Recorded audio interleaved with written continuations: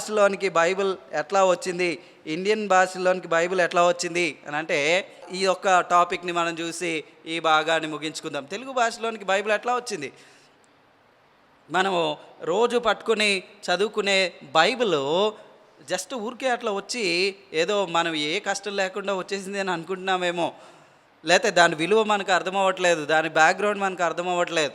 So అందుకనే initial 2 sessions new testament గురించే నేను చెప్పకుండా ఈ వెనక విషయాలు ఎందుకు చెప్తున్నాను అని అంటే, బైబిల్ గ్రంథం యొక్క విశిష్టత మనకు అర్థమవ్వాలి. దేవుడు దాన్ని ఎట్లా ప్రిజర్వ్ చేశాడు, ఆ వాక్యాన్ని ఎట్లా రాయిస్తూ వచ్చాడు, అది ఎట్లా ట్రాన్స్మిట్ అవుతూ వచ్చింది, మన చేతుల్లోనికి రావడానికి దేవుడు ఎంత ప్రయాసపడ్డాడు, ఎంతమంది యొక్క కష్టం దాని వెనకాల ఉందో మనకు అర్థమవ్వాలి. ఒకవేళ రిఫర్మేషన్ ముందు పుట్టుంటుంటే బైబిల్ మన చేతిలో ఉండేవి కాదు. ఎందుకనంటే అప్పుడు ఓన్లీ ప్రీస్ చేతిలో, అంటే పాస్టర్సు లేకపోతే మరి క్లర్జీ చేతుల్లో, ఫాదర్స్ చేతిలో మాత్రమే బైబిల్స్ ఉండేవి. వాళ్ళు మాత్రమే లాటిన్ తెలిసిన వాళ్ళు, వాళ్ళకే దాని యొక్క భావం తెలుసు, అర్థం తెలుసు, వాళ్ళు మాత్రమే దాన్ని చదవగలరు. కాబట్టి వాళ్ళే దాన్ని హ్యాండిల్ చేయడానికి స్పెషల్ వ్యక్తులు, ఇంకా మిగతా వాళ్ళు ఎవరు బైబిల్ గ్రంథాన్ని యాక్సెస్ చేయకూడదు అన్నట్టు ఉండేది పరిస్థితి. ఇప్పుడు నీ వరకు నా వరకు బైబిల్ గ్రంథం వచ్చింది. ఇప్పుడు ఎంత విరివిగా ఉన్నాయంటే ఒక్కొక్కరికే 2-3 బైబిల్స్ ఉండే పరిస్థితి వచ్చేసింది. ఇంగ్లీష్ బైబిల్ ఒకటి పెట్టుకుంటారు, లేకపోతే ఇంగ్లీష్ బైబిల్లో 2-3 వర్జన్స్ పెట్టుకొని, తెలుగు బైబిల్ ఒకటి పెట్టుకొని, లేకపోతే తెలుగు బైబిల్లో కూడా చిన్నదోటి పెద్దదోటి, ఇంత లగ్జరీ మనకుంది. కానీ సాడ్లీ నాకేమనిపిస్తుందంటే, ఇంత విరివిగా వాక్యం మనకి అందుబాటులో ఉంటే ఈ రోజుల్లో ఎంతమంది వాక్యాన్ని చదువుతున్నారు అసలు? సో ఒకే ఒక ప్రయాస ఈ డీటెయిల్స్ అన్నీ చెప్పడంలో ఏంటంటే, ఏదో ఊరికే డిస్ప్లే ఆఫ్ నాలెడ్జ్ కోసం కాదు. కానీ ఇదంతా ఎందుకు చెప్తున్నానంటే, ఇంత చక్కగా వాక్యం ప్రిజర్వ్ అయ్యి, ఇంత చక్కగా దేవుడు వాక్యాన్ని మన వరకు తీసుకొచ్చాడన్న విషయం మనందరికీ అర్థమైతే, బహుశా ఇంకా కొంచెం ఎక్కువగా వాక్యాన్ని ధ్యానం చేయడానికి, వాక్యాన్ని మరి పట్టుకుని హత్తుకోవడానికి మరి మనల్ని మోటివేట్ చేస్తుందన్న ఉద్దేశంతో ఈ మాటలను చెప్తా ఉన్నాను. సో మనకు తెలుసు భారతదేశంలోనికి ఈ ప్రస్తుతానికి అదే బైబిల్ గ్రంథం మన వరకు ఎట్లా వచ్చింది, తెలుగు భాషలోనికి ఎట్లా వచ్చింది అనే విషయాన్ని గురించి ఆలోచన చేస్తూ ఉన్నాం. సో భారతదేశంలోనికి క్రైస్తవ్యం డెఫినెట్లీ థామస్ గారితో, అపోస్తులైన తోమాతోటే వచ్చింది. కానీ తోమా వచ్చి ఇక్కడ సేవ చేసి ఇక్కడే హతసాక్షి అయిపోయాడు అన్న విషయం మనకు తెలుసు. కానీ తోమాతో పాటు ఆది సంఘం వాడినటువంటి బైబిల్ రాలేదు. ఆ తర్వాత వచ్చినటువంటి కొద్దిమంది సిరియన్ క్రైస్తవులు, సిరియన్ క్రిస్టియన్స్ అనేవాళ్ళు, అంటే సిరియా ప్రాంతం నుంచి మరి వలస వచ్చినటువంటి కొద్దిమంది మరి గుంపు ఉండేవాళ్ళు. వాళ్ళు కేరళ ప్రాంతానికి వచ్చారు. వాళ్ళని సిరియన్ ఆర్థోడాక్స్ క్రిస్టియన్స్ అని అంటున్నాం ఇప్పుడు కూడా. అంటే ఆ లైన్లో నుంచి అలా కొనసాగిన వాళ్ళని, వాళ్ళు వచ్చి ఇక్కడ స్థిరపడి వాళ్ళు వాడినటువంటి సిరియాయిక్ ట్రాన్స్లేషన్ అని అంటాం. ఆ సిరియన్ ట్రాన్స్లేషన్ ఒకటి తెచ్చుకొని, ఆ సిరియన్ భాషలో ఉంటుంది కాబట్టి వాళ్ళు వాడుకుంటూ అట్లా ఉండిపోయారు. సో తోమా వచ్చి ఇక్కడ సేవ చేసినా సరే బైబిల్ గ్రంథం మాత్రం భారతదేశానికి అందుబాటులో లేదు. బైబిల్ గ్రంథము కేవలం ఒక గుంపుకి అది పరిమితమైంది. వాళ్ళు కూడా ఎట్లా ఉండేవాళ్ళు అంటే, ఓకే బైబిల్ గ్రంథం మాది, క్రిస్టియన్ రిలీజన్ మాది, సో మేము ప్రత్యేకమైన వాళ్ళము కాబట్టి మేము ఇంకా వేరే వాళ్ళతో సంబంధం లేని ఏర్పరచబడిన వారం అన్నట్టుగా వాళ్ళు మిగతా వాళ్ళతో సంబంధం లేకుండా, గాస్పెల్ ప్రొక్లెయిమ్ చేయకుండా, బైబిల్ని వేరే వాళ్ళకి పంచకుండా అలా ఉండిపోయారు. ఆ తర్వాత క్యాథలిక్ మిషనరీస్ అనేక మంది ఇండియా వచ్చారు. కానీ ఇండియాకు వచ్చినా కానీ క్యాథలిక్ మిషనరీస్ ఎవరు కూడా బైబిల్ ట్రాన్స్లేషన్ గురించి ఆలోచించలేదు. ఎందుకు ఆలోచించలేదంటే, వాళ్ళు ఆలోచించేవాళ్ళు కాదు. ఓకే అక్కడ ఏది అయితే పోప్ గారు లేకపోతే సంఘం నిర్ణయిస్తుందో అదే అందరూ వాడాలి అన్న ఉద్దేశంతో ఉంటారు. కాబట్టి వాళ్ళు వచ్చి ఇక్కడ సువార్త ప్రకటన చేసేవాళ్ళు, కానీ వాక్యాన్ని ట్రాన్స్లేషన్ మాత్రం చేసేవాళ్ళు కాదు. ఇంచుమించుగా 18వ శతాబ్దం వరకు, అంటే గత 200 నుంచి 300 సంవత్సరాల వరకు బైబిల్ గ్రంథం రాయబడి 3500 సంవత్సరాలు అయితే, లేదా కనీసం పూర్తి భాగము ఇంచుమించుగా 1900 సంవత్సరాలు అయితే, బైబిల్ గ్రంథం లేకుండానే 1600 సంవత్సరాల పాటు భారత క్రైస్తవ్యం ఉంది. చూడండి మనం ఎంత ప్రివిలేజ్ టైమ్స్లో ఉన్నామో. అంటే మనకు ముందు తరాల వాళ్ళు కనీసం బైబిల్ని చూద్దామన్నా వాళ్ళకి లేదు. కానీ నీకు నాకు బైబిల్ గ్రంథం చేతిలో దేవుడు పెట్టాడు. సో 3 అటెంప్ట్స్ జరిగినాయి బైబిల్ ట్రాన్స్లేషన్లో తెలుగులోనికి. సో ఆ 3 చెప్పి నేను ముందుకెళ్ళిపోతాను.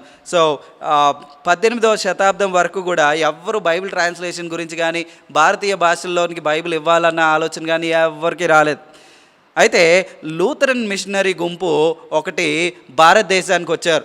వాళ్ళు తమిళనాడులోను అలాగే ఆంధ్రాలోను సేవను జరిగించారు. అంటే ఆంధ్ర అంటే అప్పుడు కలిసి ఉన్న రాష్ట్రంగా మనం చూస్తే అప్పట్లో కొన్ని మరి కర్ణాటక, తమిళనాడులోని కొన్ని డిస్ట్రిక్ట్స్ కూడా ఆంధ్రాలోనే భాగంగా ఉండేవి. సో అదంతా కలిపి ఆంధ్ర. అందుకని వాళ్ళు తెలుగు కూడా మాట్లాడగలరు, మనవాళ్ళు కొద్దిమంది తమిళ్ మాట్లాడగలరు. సో ఎందుకంటే అదంతా కూడా మిక్స్డ్ పీపుల్ గ్రూప్గా ఉండేవాళ్ళు.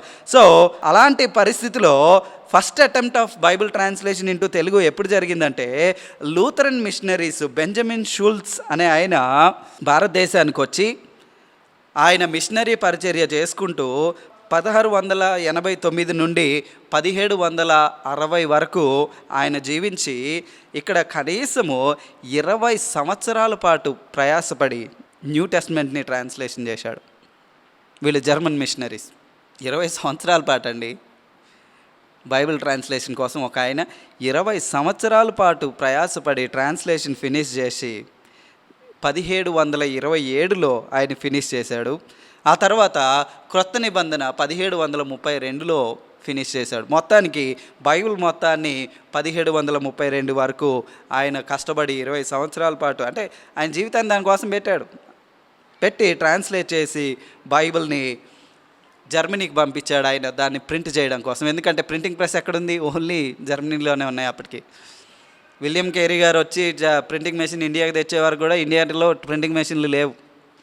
సో ఈయన కేరీ గారి కన్నా ముందు చేసిన ప్రయాస వలన ఈయన తెలుగులోనికి ట్రాన్స్లేట్ చేసి Bible new testament, old testament 20 సంవత్సరాల పాటు కష్టపడి జర్మనీకి పంపిస్తే జర్మనీలో వాళ్ళు ఈ ప్రతుల్ని ప్రింట్ చేయలేక ఆ ట్రాన్స్లేషన్ని అలా పక్కన పెట్టేశారు, ప్రింట్ చేయలేదు. సో అది ఫస్ట్ అటెంప్ట్. సెకండ్ అటెంప్ట్ ట్రాన్స్లేషన్లో Augustus de Granges and George Cran. Augustus de Granges అనే ఆయన మరియు జార్జ్ క్రాన్ అనే మిషనరీలు లండన్ మిషనరీ సొసైటీ నుంచి వచ్చి, అంటే వీళ్ళు ఏమంటారు బ్రిటిష్ మిషనరీస్ ఇండియాకు వచ్చి వీళ్ళు మళ్ళీ బైబిల్ గ్రంథాన్ని ట్రాన్స్లేట్ చేయడం మొదలుపెట్టారు. ఎస్పెషల్లీ న్యూ టెస్ట్మెంట్ ఎక్కడ అంటే విశాఖపట్నంలో మొదలుపెట్టారు.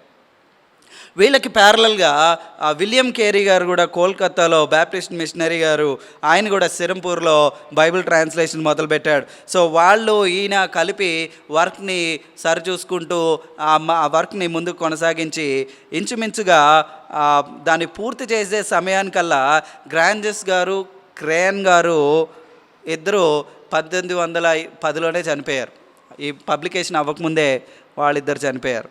ఆ తర్వాత వాళ్ళు చేసిన వర్క్ని అలాగే సిరంపూర్ వాళ్ళు కేరీ గారు చేసిన వర్క్ అంతా కలిపి మొత్తానికి ఒక న్యూ టెస్ట్మెంట్ వరకు పబ్లిష్ చేయగలిగారు. 1818లో first Telugu new testament print అయింది మద్రాస్ బైబిల్ సొసైటీ ద్వారా.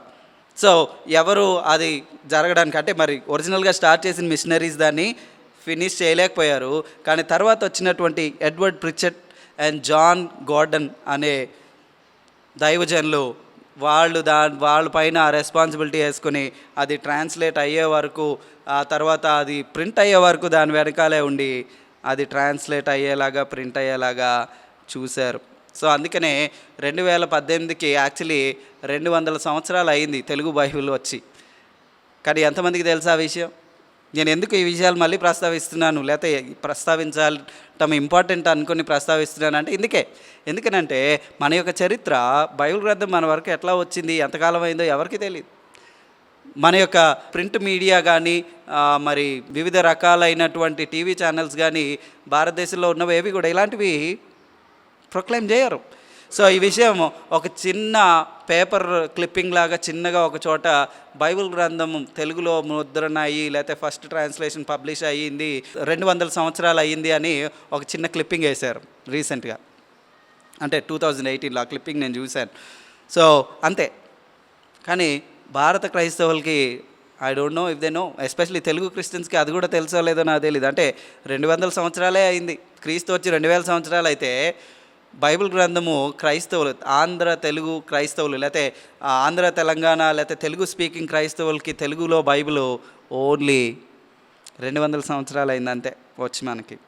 సో అది అలాగే మిగిలిపోయింది. మిగిలిపోయిన తర్వాత ఇంకొక పాయింట్ నేను చెప్తాను. సో ఆ ట్రాన్స్లేషన్ ఓన్లీ మిషనరీస్ కష్టపడి చేశారు అన్నట్టుగా మనకు అనిపిస్తూ ఉంది, కానీ దానికోసం తెలుగు వాళ్ళు కూడా ప్రయాసపడ్డారు. ఎస్పెషలీ ఆనంద రాయర్ అనే తెలుగు ఆయన ఒక పండితుడు మిషనరీస్ దగ్గర కూర్చుని వాళ్ళకి తెలుగు అర్థమయ్యేలాగా చెప్పి వాళ్ళ భాషను అర్థం చేసుకుని ఆయన తెలుగు సజెషన్స్ చేసుకుంటూ వాళ్ళతో పాటు ట్రాన్స్లేషన్స్లో భాగంగా ఉన్నాడు అని మనము చరిత్రలో తెలుసుకోగలుగుతున్నాం. ఆ తర్వాత సిగ్నిఫికెంట్ థర్డ్ అటెంప్ట్ ఎప్పుడు జరిగింది అని అంటే, బైబిల్ సొసైటీ ఏర్పడి బైబిల్ సొసైటీ వాళ్ళు అరౌండ్ 1811లో ఒక సొసైటీగా ఏర్పడి భారతదేశంలో అప్పటి నుంచి బైబిల్ సొసైటీ ఇండియాలో స్టార్ట్ అయింది. అయితే వాళ్ళు ఏర్పడిన తర్వాత 1844లో మన ట్రాన్స్లేషన్ తెలుగు ట్రాన్స్లేషన్ ఉంటే బాగుంటుంది అని ఒక కమిటీ వేసి ఆ కమిటీ ద్వారా ఒక బైబిల్ని ప్రొడ్యూస్ చేశారు. సో ఆ కమిటీలో భాగంగా ఒక ఇద్దరు దైవజనులు ఉండేవాళ్ళు, జాన్స్టన్ గారు అలాగే జాన్ గార్డన్ గారు. ముందు జాన్ గార్డన్ గారు అని ఒక ఆయన గురించి చెప్పే కదా, ఆయన యొక్క కుమారుడు ఈయన. చూడండి, తరతరాల పాటు వాళ్ళ జీవితాలని పణంగా పెట్టి ఇప్పుడు సేవకు రండిరా బాబు అని పాస్టర్ పిల్లలకి చెప్పినా కానీ భయపడి పారిపోతున్నారు కదా. బైబిల్ ట్రాన్స్లేషన్ వరకు చాలా పెయిన్ స్టేకింగ్ జాబ్ అని అంటాం, అంటే చాలా ప్రయాసతో కూడిన మాట. అయితే తండ్రి చేసిన కష్టాన్ని చూసి దేశంగాని దేశం వచ్చి 20 సంవత్సరాల పాటు ఇక్కడ ఉండి, ఈ మిషనరీలో కొద్దిమంది ఇండియాకి వచ్చిన తర్వాత మళ్ళీ వాళ్ళ దేశానికి వెళ్ళలేదు, ఇక్కడ సేవ చేసుకుంటూ. ఆ తర్వాత వాళ్ళ కుమారుడు వాళ్ళ నాన్న చేసిన వర్క్ని కంటిన్యూ చేసుకుంటా మిషనరీలుగా ఉండి ఇక్కడ బైబిల్ సొసైటీ ద్వారా బైబిల్ గ్రంథాన్ని పూర్తిగా మరి ప్రొడ్యూస్ చేసినట్టుగా మనం చూస్తాం. 1856లో పూర్తి బైబిల్ ట్రాన్స్లేషన్ వచ్చినట్టుగా మనం చూస్తాం. సో ఈ ట్రాన్స్లేషన్కే పురుషోత్తమ చౌదరి గారు, అంటే ఆంధ్ర క్రైస్తవ కీర్తనలో చాలా పాటలు రాసినటువంటి ఆయన, దీనికి ఆయన కూడా కాంట్రిబ్యూట్ చేసినట్టుగా చెప్తారు. సో ఆ తర్వాత ఎడిట్ అయ్యి వాక్యం అప్పటి నుంచి ఇంకా రిఫైన్ అయ్యి వాక్యాన్ని భాషని మరి భాష మారుతూ ఉంటుంది కాబట్టి ఆ భాషను మార్చుకుంటూ మరి అప్డేట్ అవుతూ ఇప్పటి వరకు వచ్చింది. 1857లో ఒక అప్డేట్ అయింది, ఆ తర్వాత 1884లో ఒక అప్డేట్ అయింది, తర్వాత 1904లో ఒక అప్డేట్ అయింది, 1911లో ఒక అప్డేట్ అయింది, 1920లో ఒక అప్డేట్ అయిందని మనకు తెలుసు. ఆ తర్వాత అలాగూ అప్డేట్ అయ్యి లాంగ్వేజు ప్రస్తుతానికి మన చేతిలో తెలుగు బైబిల్ ఉంది. సో మరి భారతదేశం పరిస్థితి ఏంటన్నా అంటే, భారతదేశంలో ఇప్పటికీ కంప్లీట్ బైబిల్ 65 లాంగ్వేజెస్లో ఉంది. పోర్షన్స్ ఆఫ్ ది బైబిల్ 204 భాషల్లో ఉంది.